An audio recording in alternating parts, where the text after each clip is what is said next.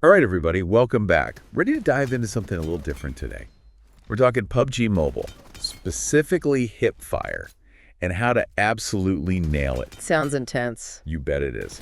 We've got some great info lined up from a source. It's all about those clutch moments when you got to react fast, no time to aim down sights, just pure instinct, and, well, hopefully accuracy after this deep dive. Yeah, hipfire is like the Wild West of PUBG. High risk, high reward. Absolutely, and that's exactly what we're going to unpack. We're talking sensitivity settings, practice drills, everything you need to know to drop enemies before they even know what hit them. Whether you're dominating team deathmatch or surviving those close quarters battles in classic matches, this one's for you. It's all about speed and precision. Okay, so the source jumps right into TPP camera sensitivity. Yeah. They recommend a range of 90 to 120. Why that specific range? Is there something magical about those numbers? Think of TPP sensitivity, that's third-person perspective, by the way, as how quickly your character turns when you swipe the screen. It's about responsiveness, right? So that 90 to 120 range, it's like the sweet spot, you know? Gotta find that balance between speed and control. So too low and Too low, you're gonna be like stuck in the mud. And too high. Too high, you're gonna be all over the place, overshooting your target every time. You wanna be like Goldilocks, just right. Uh-huh. Love that analogy. So starting at 105 is a baseline, like the source suggests, that's a good starting point. But then it's about fine-tuning. Yeah. Fine-tuning for sure. Your phone, how responsive it is, screen size, even your own hand-eye coordination, it all matters. Makes sense. Everybody's setup is a little different. But let's not forget about ADS sensitivity. Oh, absolutely. Crucial when you're actually firing those shots. ADS, for those who don't know, that's aim down sights. The source gives us a formula. ADS sensitivity equals your TPP sensitivity minus 9. Now, help me out here. What's the logic behind that? Why minus 9? It's about consistency. You want your camera movement and your aim to feel connected, whether you're hip firing or aiming down sights. So you don't want to have to, relearn everything when you switch between the two. Exactly. Imagine if your ADS sensitivity was way different.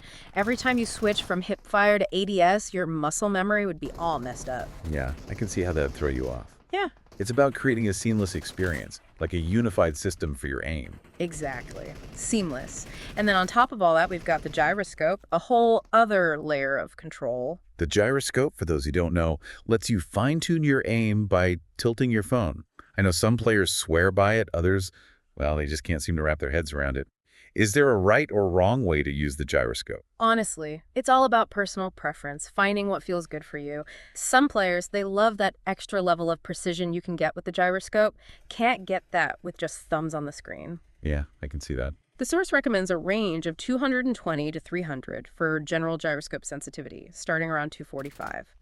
And for ADS gyro sensitivity, they say keep it the same as your general gyro sensitivity. Again, consistency is key. Okay, so we've got our TPP, our ADS, our gyroscope sensitivities dialed in.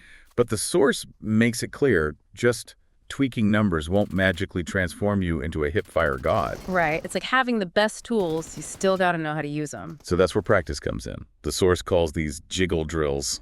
Sounds like a dance move. Yeah, kind of. It's all about movement, disrupting your opponent's aim while keeping yours rock steady. Okay, I'm intrigued. Break it down for me. What are these jiggle drills? So the source has a 3-step process. You start with just the basic jiggle, getting that side-to-side motion down. Okay, so just getting a feel for the movement. Exactly. Then you step it up. You try jiggling while keeping your aim on a fixed target. That's where it gets tricky. Yeah, I can see how that would take some coordination. So first you master the movement, then you master the aim. And then you combine the two. Jiggle while firing. Ah, now we're talking. So it's not just random flailing around. There's a method to the madness. Oh yeah, definitely a method. Think about it. You're making yourself a harder target to hit while still maintaining your own accuracy. Makes you unpredictable. Yeah. So any tips on how to actually practice this other than just running around like a maniac in a match? Well, the source actually has this cool challenge. They call it the simulation challenge. I guess that sounds intense. It's a fun way to put everything together. They say you find an area in the game with some tables and use that as your training ground. I like it. You practice your jiggles, your aim, and try to land those headshots from behind the tables as quickly and accurately as possible. So it's like simulating those close quarters combat situations where you got to rely on hip fire. Yeah. Smart. Exactly. Get that muscle memory locked in, those reaction times down. All right, so to sum it all up, we've talked about TPP sensitivity, ADS sensitivity, gyroscope sensitivity. We've got our settings dialed in. We understand that practice is crucial, and we've got some killer jiggle drills to add to our training routine. Anything else we missed? Oh, almost forgot. The source also gives you guys a sensitivity code, a great starting point for your own experimentation. Awesome. So to everyone listening, remember this is all about finding what works best for you. Experiment with the settings, put in the practice, and most importantly, have fun with it. You might even discover your own hipfire secrets along the way. Who knows? You might just become the next hipfire legend. See you next time.